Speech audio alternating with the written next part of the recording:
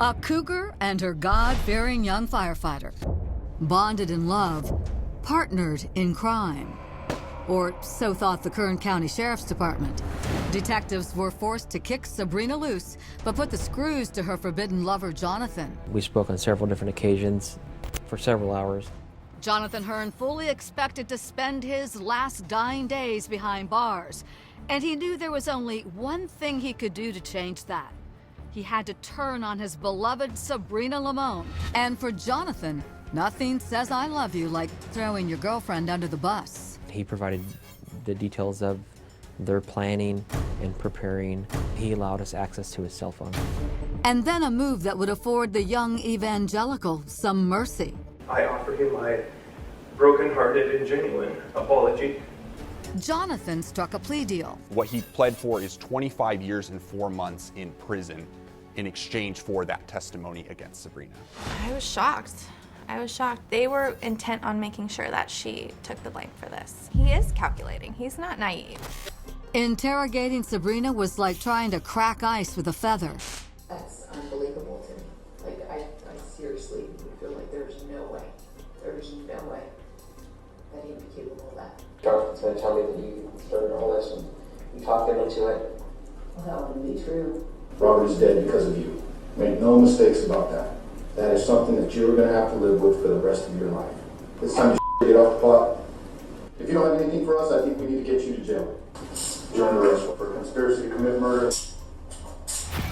3 years after the fatal shooting of her husband, Sabrina's case goes before a mostly female jury. Good morning, everyone. The star witness. We do have Mr. Hearn still on the stand. And once the floodgates opened, an astonishing, calculating, cold-blooded, made-for-TV plot would emerge. She asked me how I thought would be best, and we discussed car accident and fire, and quickly skipped over those and arrived at poisoning. Their choice of poison? Pudding, laced with arsenic. Crime scene photos show bottles of arsenic found in Jonathan's trash. I experimented with that on a neighbor dog who had caused me considerable issues in the past, and put it on some meat. The dog never bothered Jonathan again. Sabrina then put some of the tainted pudding in Robert's lunch and sent him off to work. But the lovers chickened out at the last minute. She called Robert. She had told him to not eat the pudding because I think she said that she told him the bananas had gone bad in it. Sabrina still insisted Robert die on the job at the railroad because the medical care in the area was substandard. But perhaps there was something else. If Robert Limon was killed in the line of duty, that she would be also getting money from BNSF. Not to mention the $300,000 life insurance payout Sabrina stood to collect. You searched for how long for a life insurance policy to pay out. Is that correct? It appears to be, yes. The question that comes up in every spousal murder, wouldn't divorce be so much more simple? Divorce was not something very appealing to her as an option. She expressed that he would honestly rather be dead than divorced. Losing her would essentially kill him.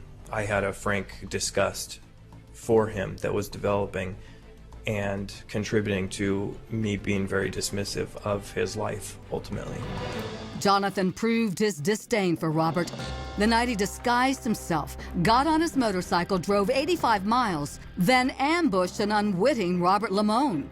After you fired the first shot, what happened to Robert? He fell seemingly mortally wounded, and then headed up into the office to follow through with the previously discussed plan of overturning the interior of the office and making it look like a robbery.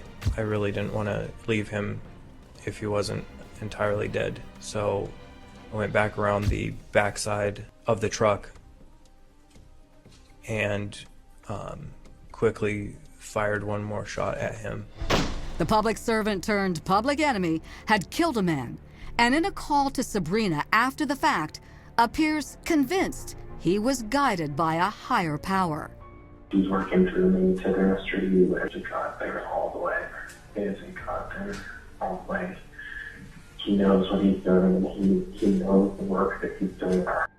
When it came time for Sabrina to take the stand, well, I was protecting my image. She tried to explain why she lied to cops. I didn't want to put my affair into a murder investigation. I never wanted to believe that Jonathan was the one that did this.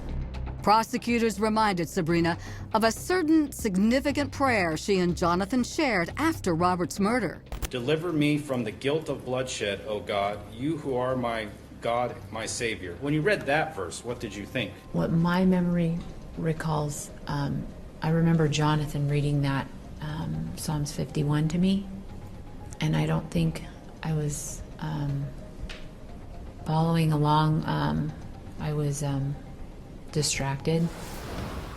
And when cops asked Sabrina if she knew of a man with a motorcycle possibly named John, she gave them the names of 2 other Johns who were acquaintances of her husband. Sabrina suffers from ADD. She's not been on medication for it. She's not extremely articulate. In fact, she has difficulty in communicating her thoughts. She's a high school dropout. So why let her testify?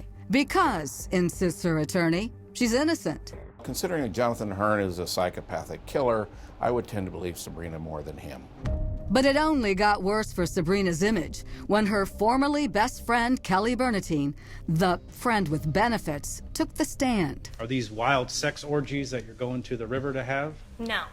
It was usually Sabrina and I, and then we would go have sex with our husbands in the same room, but not together.